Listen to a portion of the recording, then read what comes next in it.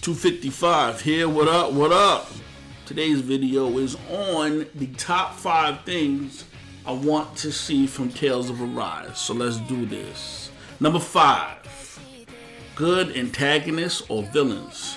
The Tales series has, and Vesperia has some great world building. The Tales games definitely have great character interactions, but when it comes to memorable antagonists, the Tales series is not the first thing that comes to mind, right?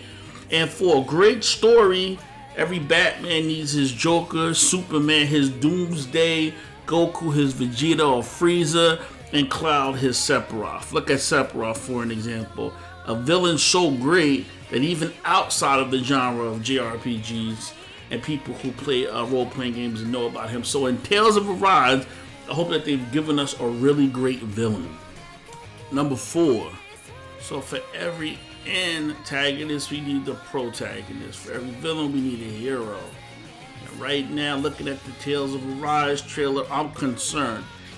I'll be honest, I've seen characters in the past in Tales games that looked boring, that didn't look exactly interesting, but they turned out to be fantastic characters. When you think about a certain character that you're looking at on the screen, right, that played a pretty intricate role in Tales of Exila, some people say it, or Zilla. And then we also had characters right off the bat you knew were pretty good in Tales of Berseria. Great example of that. Great protagonists, great side characters, really good, right? So that's what we really need. Yes, we need that villain that's going to drive the story forth and bring more out of our heroes, but a big part of Tales games is that people love watching the interaction between the heroes. So we really want some interesting characters. Number 3, great world building. In Tales games, besides Tales of Vesperia, out of all the Tales games I played, I did not feel connected to any of the worlds. I did not want to go back through them. It was kind of a situation when I was done with the game, I wanted to be done with it. Tales of Vesperia broke that mold for me. It really filled everything, like that water, like that city. Spoiler alert, jump ahead about a minute or two in the video if you don't want to get a part of Tales of Vesperia spoiled for you. But one of the greatest things was seeing a city underwater and then being able to pull off a mechanic. I remember me and Hoshi were talking about it, and like the city came, and it was like this balloon park where you could have access to all of these in-credit boss fights, and you had access to all of these memories that took place in the game. They really put a lot of effort into the world of Tales of Vesperia, and since Tales of Arise was kind of marketed, it wasn't, right? But when you first seen it, be honest, the first thing you saw or thought of when you saw Tales of Arise was, hey, this is gonna be an open world game. We're gonna get to play Tales, and it's not, right? It's a linear game, and that's not terrible. It can still be great, right? We just saw Final Fantasy VII Remake do linear good, and Tales of Vesperia is also linear, but it felt as open world could get at that time. So I'm hoping that in Tales of Arise, they do a really good job of attaching us to the world. All right. Number 2, an original story or really dark, mature one.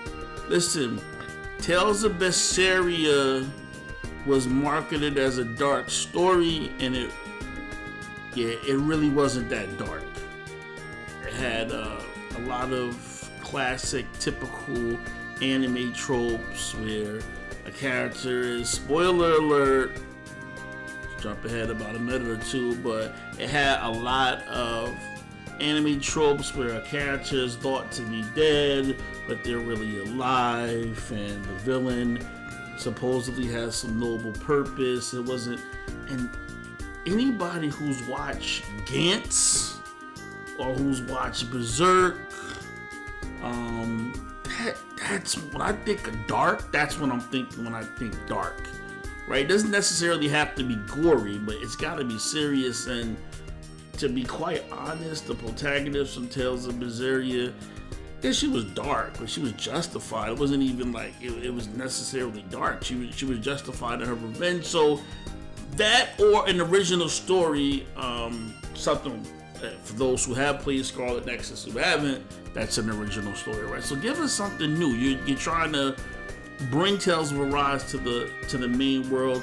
Give us something new. Give us something to think about, right? Switch it up on us, or give us something really dark.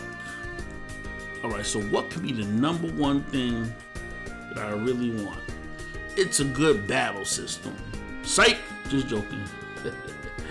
Number one, but not really number one. It just happens to be the last one I'm mentioning here, is music. Music is what makes games memorable. When you play a game and it's got a good soundtrack to it, when you play a game and it has a good soundtrack to it, you can't deny that the attachment there is better. That's why even on a game like Air Guys, people 20 years later are still clicking on a YouTube link.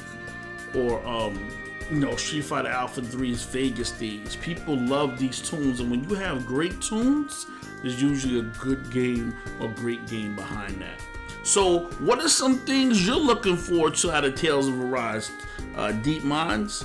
Is that too much to ask for? If you had a top 5 list, what would you say you would like to see out of the next Tales game coming out on September 10th? This is Deep Mind 255 out. 1.